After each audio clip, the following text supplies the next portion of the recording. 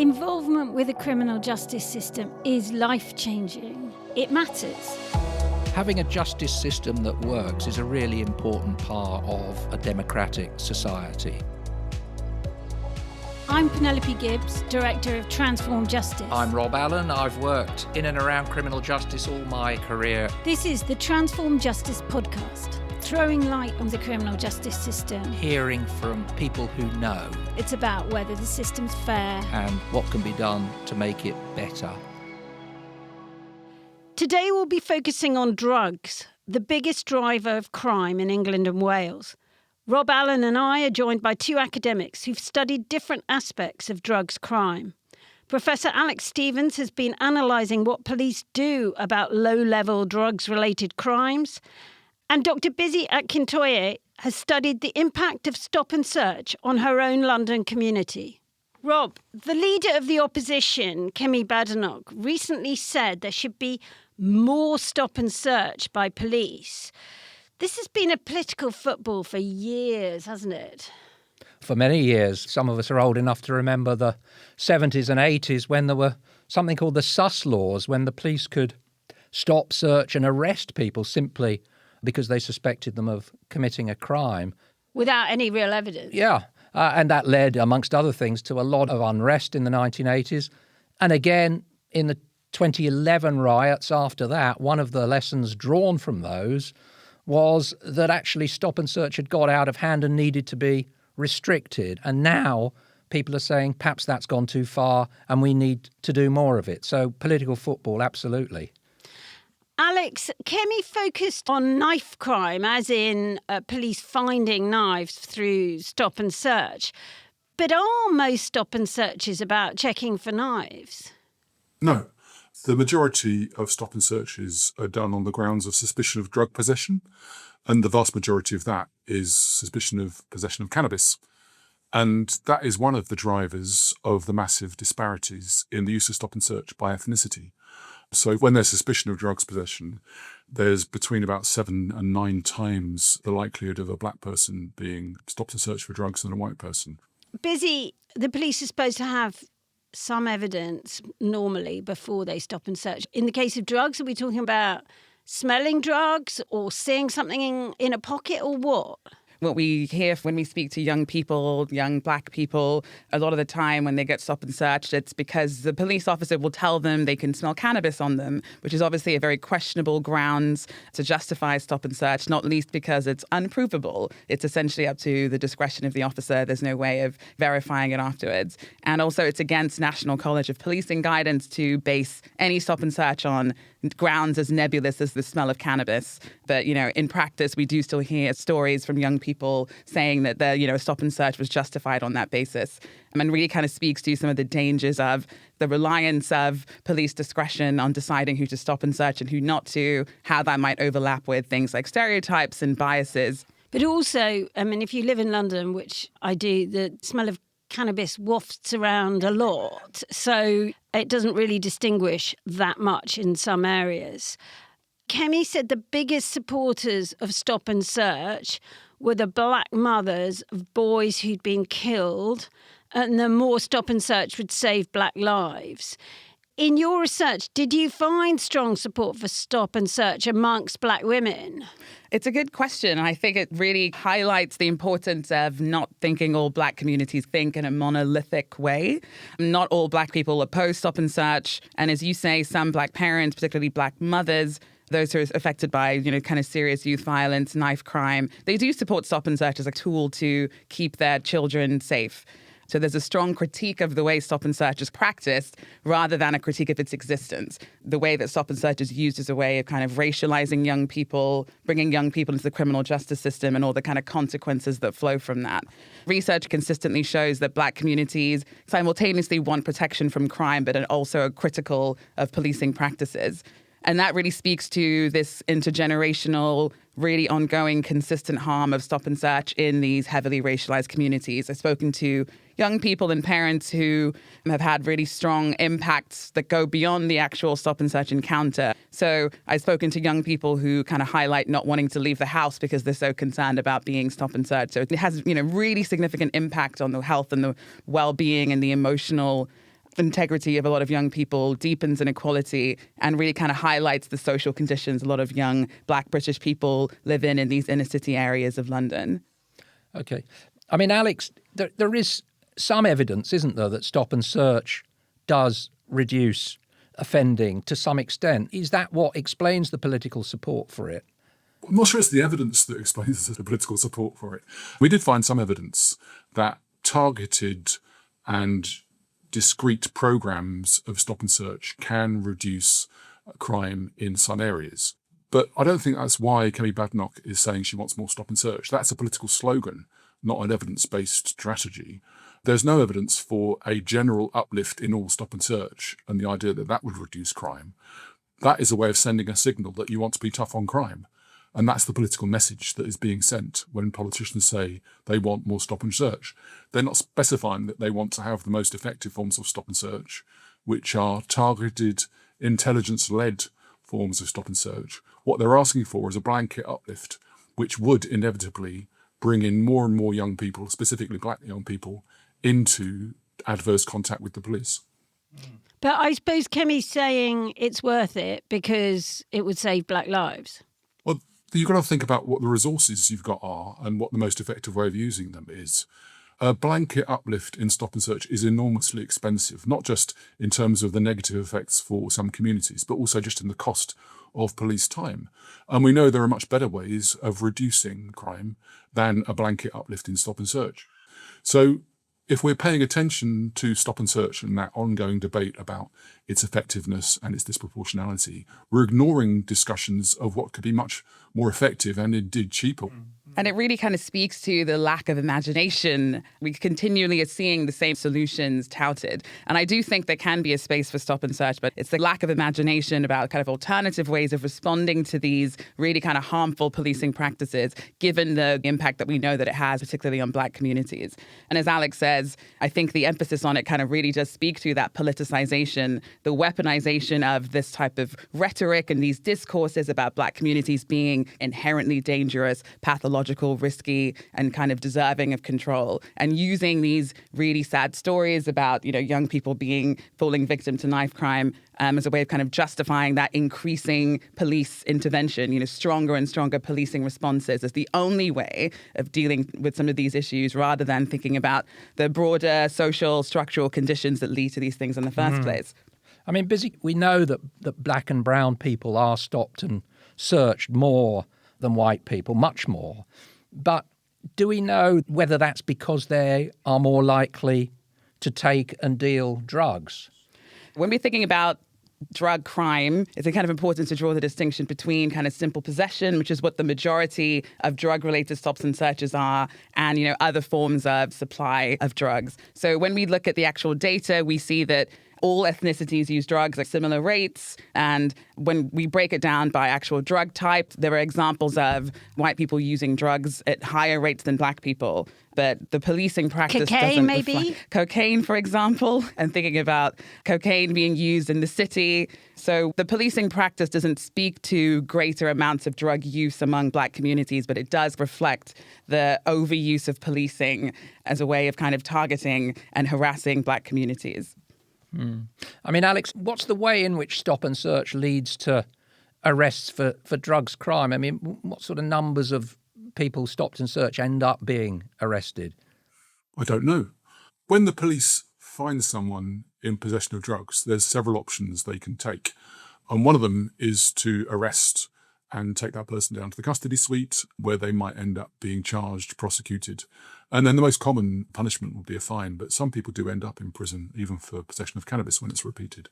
But they also have other options, and increasingly police forces are using diversion schemes to deal with these offences, which would be a conditional caution, a community caution, or an out-of-court resolution like a community resolution, because there's increasing evidence that shows that that's more effective in reducing reoffending. What does that involve in practice? What happens to the person when they get one of those? When you get one of these things, you are not going to be charged and prosecuted. You get a caution which has conditions attached to it. That might be to attend, for example, a drug awareness course, or you might get a community resolution which doesn't count as a criminal record, whereas a caution does. And similarly, with the community resolution, there can be conditions attached, such as attending an awareness course. So there's this complex landscape which the police nationally are trying to simplify to make it easier for officers to use alternatives to criminalisation and prosecution. Bisi, going back to your experience of stop and search, which often obviously does lead to some element of criminalisation and how to deal with it, you talk to whole families and parents and so on. It seems that it's sort of part of family culture in black communities to try and prevent the harm through educating children. How do parents try and stop their children getting into trouble? I think parents are kind of drawing on their own experiences of criminalization in their youth. And this is something that's kind of been explored a lot in the US in the context of the talk, which is this kind of an intergenerational advice from parent to child or from older sibling to younger sibling, cousin to cousin, about how to kind of manage, navigate, respond to police interactions. What is that advice? It kind of differs depending on who the advice is coming from. I'd say the advice from parents. So the first thing is always kind of avoiding police interactions in the first place. If you do have a police interaction, it's displays of respect, not moving too quickly, speaking slowly, it's keeping your hands out of your pockets. Increasingly, when we see young people giving advice to each other, it's asserting your rights, it's asking for the badge number, it's asking for the reason for the stop and search. We see young people recording stop and search interactions of their friends, for example. And again, that really speaks to the lack of trust, the belief that the police might lie about finding something on them or they may harm them physically in some way. It's about kind of reducing the potential harmful consequences that might arise from a stop and search encounter. So the fact that, a black parent has to sit down with their child and speak to them about how to respond if the police stop and search them with that kind of sense of inevitability that that's something that's going to happen to them, It's a kind of negative rite of passage, as it were. Absolutely. And it can also kind of lay the groundwork for fear of the police to follow later. So young people, instead of having to worry about their exams or whatever it is, they're very consciously aware of the threat of police interaction. I mean, Alex, you've talked a bit about the options that the police have. I mean, one thing you mentioned, basically they can send them to court or they can divert them. And diverting them might mean going on I think you said drug awareness course. Tell you a little bit about what that is. That run by medical people or? So they'll attend a course which will be about 2 hours, and it can be delivered online or in person. And in that course, there'll be general information about drugs, harm reduction advice, inviting people to reflect on the harms their drug use might do to themselves or others or in the supply chain. And then the process ends. So that person does not end up with a criminal record. And the costs to them of being criminalised are averted, but also the costs to the taxpayer of processing someone through arrest, prosecution, court, and whatever the punishment might be, are also avoided. So we found in our evaluation of these schemes that they're quite substantially cheaper to run and cheaper in their consequences, because we also found that they reduce reoffending. Do all police forces and all officers approach that choice about whether to divert or whether to prosecute in the same way? I mean, it partly depends on whether you've got a scheme, but what did you find? Well, the answer to your question is a resounding no. What we found is a patchwork of provision of different police forces doing different things, but also even within police forces, different areas, different boroughs doing different things, but also even within those areas, different officers doing different things, depending on what their preference is for how we deal with drug-related offending. In our qualitative interviews with police officers, several of them used the word gut feeling to express how they knew whether someone was worthy of being diverted or not. Now, gut feeling is something that is very valuable to police officers because it helps them get through the day and make all the myriad decisions they make. But it's rather worrying that police officers are using gut feeling rather than the rules and regulations that the police forces themselves are trying to enforce. But this is always the way. There's nothing new that police discretion is a really important part of how we deal with crime in this country. But that gut feeling that you're talking about from your research seemed to lead to tons of low-level drug possession offences being prosecuted. So, you've told us that diversion is a better outcome, etc., and the gut feeling is leading to prosecution. Yes, so In the areas we looked at, even those that had officially named diversion schemes, less than half the people who were eligible to be diverted were diverted. The reason for that often is that police officers don't believe that people who've offended previously deserve being diverted. They have this idea in their head, which has been formalised in previous government policy, that people should be escalated up a scale of punishment, that if you've been diverted once, you shouldn't have the opportunity to do it again. And that goes against the rules of some of these diversion schemes. Some of the diversion schemes don't have a limit on how many times you can go through it. But it's in the police officer's imagination that escalation is the right thing to do. It's not in the evidence. There's no evidence that escalating people to higher forms of punishment is effective in reducing reoffending. But isn't it more common sense if you've given somebody a go on one of these courses and they carry on and they're arrested again, haven't you got to try something else? I suppose it's attractive to common sense to think, try something else, but we don't have to rely on common sense. We've got evidence. And doing that something else is not effective.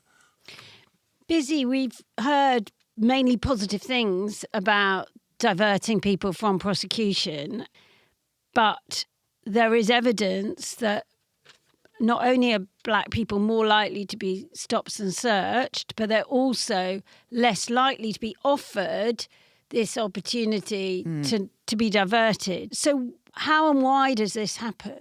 Well, black people are overrepresented at every stage of the criminal justice system, more likely to be stop and search, more likely to be given a caution rather than a slap on the wrist, more likely to be arrested, more likely to be imprisoned, more likely to be imprisoned for longer, less likely to benefit from schemes like diversion. And we were talking earlier about the gut feeling of the police. So the gut feeling of the police naturally does lead to inequalities in police outcomes. You know, a police officer might see a young white boy and they might be thinking about their future and they might be more inclined to give them a more kind of flexible approach like diversion than another. The reasons that black communities tend to receive diversion less, I imagine a significant aspect of it is that lack of trust in the criminal justice system because of this unequal experience in it. So having to accept kind of formal responsibility within a criminal justice system that, you know, they feel targeted by is threatening to a lot of black people. So really kind of underscores that mistrust a lot of black communities have in the police, alongside this argument about police discretion, which I think is another really key component here in a system that we have already acknowledged as institutionally racist. And I'm thinking of the Met Police here. Yeah. There's a specific issue here that affects the likelihood of being offered diversion, which is about how willing a suspect is to admit the crime.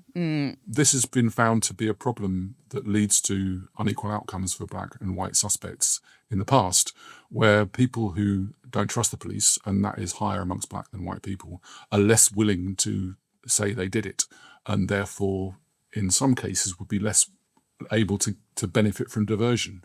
Now, some police forces have recognised this and said, well, you don't need to admit guilt to be diverted.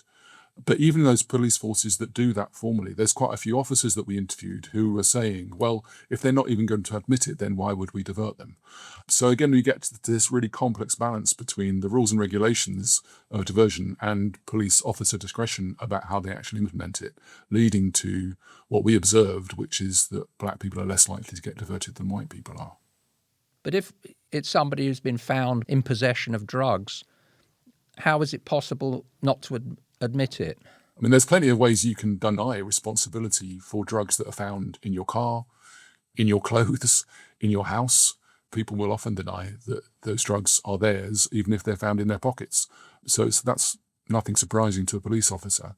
It's a question of what the police officer chooses to do with that denial of responsibility or that refusal to accept responsibility when people go no comment. And there are institutionalized ethnic differences in the willingness to talk to the police, and that affects people's outcomes in the criminal justice system.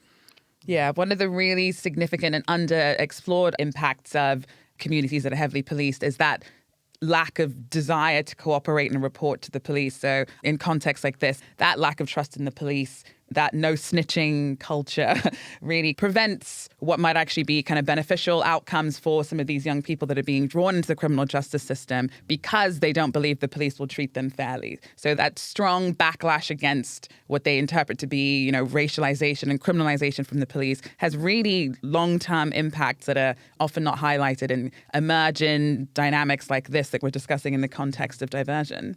You were talking earlier, Bisi, about the way in which parents, for example, talk to their children about how to navigate police encounters. I mean, would that include what we've just been saying, don't admit anything and all of that? Or would it be cooperate with them and try and get onto these diversion schemes? I think there's an intergenerational difference, as we highlighted earlier. I think parents are much more likely to encourage their children to cooperate to a point, maybe not give any more information than is necessary. That kind of no snitching kind of discourse tends to be more prevalent amongst young people. I mean, going back to what happens when people are diverted, Alex, and obviously in most cases they do have to accept some kind of responsibility. Do you think it's the actual program like this 2-hour course, which actually is mighty short, isn't it? If somebody's a very regular recreational drug user, a 2-hour, basically long talk is quite short. Do you think it's that kind of thing that makes the difference in terms of reducing the offending, or just the fact that they've got into trouble with the police and they darn well don't want to do it again? So we found a reduction in reoffending amongst people who are exposed to being diverted. And we saw that when you compare people who get no further action to people who are diverted, they actually have higher rates of reoffending. But they have lower rates of reoffending than those people who are sent to court. The fact that there's a lower rate of reoffending amongst people who are diverted compared to those who get no further action supports the idea that there's something about the intervention that helps people avoid reoffending. And it was interesting that some people, especially the younger, more inexperienced people, did experience the shock of being contacted by the police as something of a turning point in terms of their drug use, and made them reconsider what they were doing around their drug use. But there was also groups of people who tended to be older, more experienced drug users, for whom the intervention was pretty irrelevant, really. It didn't tell them anything new that they didn't already know about the harms of drug use. There was a third group of people who are people who've got entrenched drug problems around heroin and cocaine, crack cocaine, for example. For those people, a 2-hour session is not going to make much difference. But if the diversion intervention leads to them getting individualised, tailored support around their family relationships, around their benefits, around their mental health, around getting into drug treatment, then there might well be an additional benefit from being diverted than just the fact that you've not been criminalised again. In our research, we found that you need to tailor the diversion to the needs of the people. But that is very hard to do. Police forces are very large bureaucracies. They tend to have schemes which do one thing on a large scale. And that's a challenge for police forces that we've set from this research, really. How do you individualise the diversion so that it meets the needs of the people that you're diverting? Because that's most likely to reduce their reoffending. But there was that kind of entrenched recreational drug user for whom it didn't seem to make much difference. Yeah, I mean, the majority of people who get caught in possession of drugs don't have a need for drug treatment. In our analysis, about 5% of the people who were caught for drug possession had, indicators that they would benefit from drug treatment. So most of the people who get caught don't need treatment, and they don't really need punishment either if we're thinking about what's effective. We know from decades of research that giving people a criminal record and punishing them increases the risk that they'll reoffend. Mm. I mean, Bisi, I think Alex's study and other research shows, black people more likely to be stopped and searched, more likely to be prosecuted. How does that impact on day-to-day relationships with the police? Hugely. I think a lot of young black people grow up thinking, interpreting ideas about the police as a force of harm against them rather than a system that they call when they have a problem or any kind of system of protection. So, my research looks at the intergenerational experience of racialized policing. So the accounts that came from people who experienced policing during this very hostile period of the 70s and the 80s, thinking about race riots, Thatcher, that scenario, had very similar accounts to what a 14-year-old in London is experiencing now. We've had reform after reform, critique after critique. We've been having these debates for a long time. And there's a very strong perception that the desire to tackle these problems, to tackle issues around institutional racism and lip service, and there's simply just discourse that mask the reality of consistent targeting, consistent harassment. So I spoke to young people about the impact that stop and search has on them.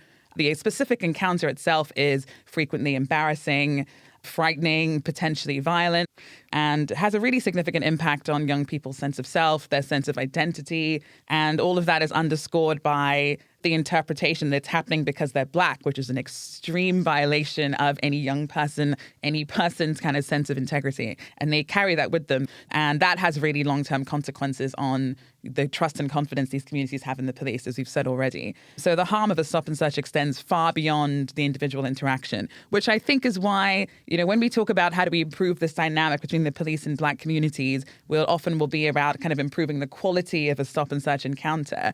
And while, an individual stop and search encounter might be less antagonistic, it can't be considered in a vacuum. Improving the quality of a specific interaction can never be enough to make up for this feeling of your community being, targeted, being harassed generation after generation after generation. So are the police doing anything effective to try and build trust with the communities that you describe? So they have these stop and search scrutiny groups where essentially a police officer will provide statistics, data on stop and search broken down by ethnicity, age, geography, kind of borough by borough, go through body-worn camera video with the scrutiny panel. And it's an effort towards strengthening accountability of police action. Of course, those aren't known about widely. They're not experienced by these entire communities. But I think it is a helpful step towards reinforcing that kind of accountability.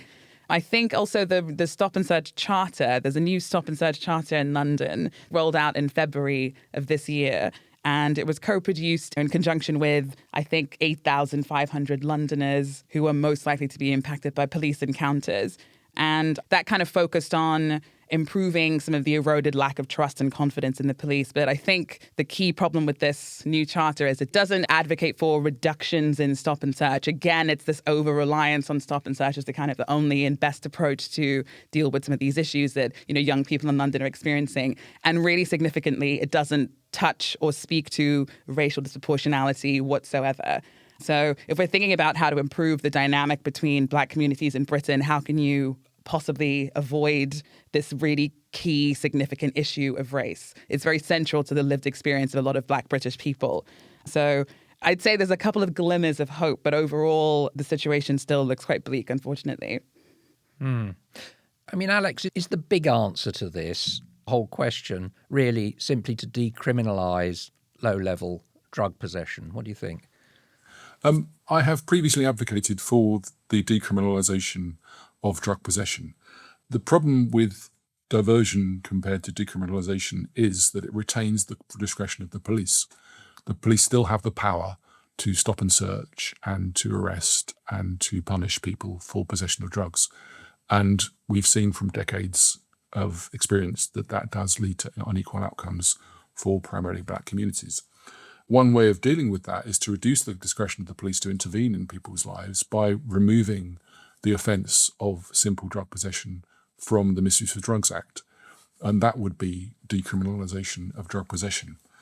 And what we know from other studies in other countries is that that would not increase drug use. And would it improve relations with the police? In those countries where they have decriminalised low-level possession, have particularly ethnic minority communities built up better relations with the police? So when you decriminalise drugs by taking them possession out of criminal law, then you see substantial reductions in the number of people who are criminalised, which leads to fewer negative interactions between police and all communities, not just those who are most affected. What we don't have is really strong evidence that that leads to better relationships. Those studies have not yet been done. But it stands to reason that if you're having fewer, I'm talking thousands of fewer negative interactions between the police and members of particular communities, then you're at least doing less damage to those relationships. Bisi, is decriminalisation the answer? Yeah, I think removing criminal penalties, given what we know about racial disproportionality, is really kind of key to reducing the harms of criminalisation. And to your question, Penelope, we don't know what the impact decriminalisation has on mistrust. I know that now mistrust is so deeply embedded that I don't think it's going anywhere anytime soon, even if we were to decriminalise drugs tomorrow, because we see criminalisation both inside and outside of the context of drugs. But I think, removing those criminal penalties are a very important first step, and acknowledging the significance of race, the significance of these disproportionalities in Britain is really kind of key when we're thinking about what decriminalisation might look like, what we aim towards when we decriminalise, the reduction of stigma, the reduction of harm, reducing the number of young black men and women who are drawn into the criminal justice system. Removing those criminal penalties is the first step in doing that, I think. Okay. Well, thanks. That's fascinating. Perhaps another podcast on decriminalisation later on. The way we finish these podcasts is to ask each of our guests a question. In this case, what one thing would you do to improve the police's approach to illegal drugs? Alex, what would you do? I would reduce the criminalisation of people who use drugs. We punish a lot of people in this country in various ways for using drugs. And we don't have any good evidence that all that money, all that harm is effective in reducing drug use. So at the moment, we're spending money and time, and we're creating worse relationships between the police and the communities they serve by criminalising people. We should stop doing that. All right. Bisi. I'm going to say acknowledge the significance of race in this war on drugs that we inherited from the US, which was always about social control. It was always about carcerality. It was always about race. And that plays out on the streets of the UK to this day. And, acknowledge that decriminalisation is an important first step in pushing back against some of these processes. Okay. Penelope. I agree with what the others have said, but I've got a different one, which is take away the criminal record for any drugs offence which is dealt with out of court, and a lot that are dealt with in court as well. It doesn't mean there wouldn't be still harm, but the criminal record is one of the greatest harms. Rob? Well, I was going to say decriminalisation, and of course some American states have gone down that road. But I was struck by this term gut feeling that we heard about, that police rely on gut feeling, and it made me uncomfortable. And I think we need to understand more about that. And I'm not sure really decisions should be down to the gut feeling of individual officers. There needs to be a much more systematic, consistent approach to doing the best thing, what the evidence shows us, not on what you feel like because what you had for breakfast or whatever it might be. Great.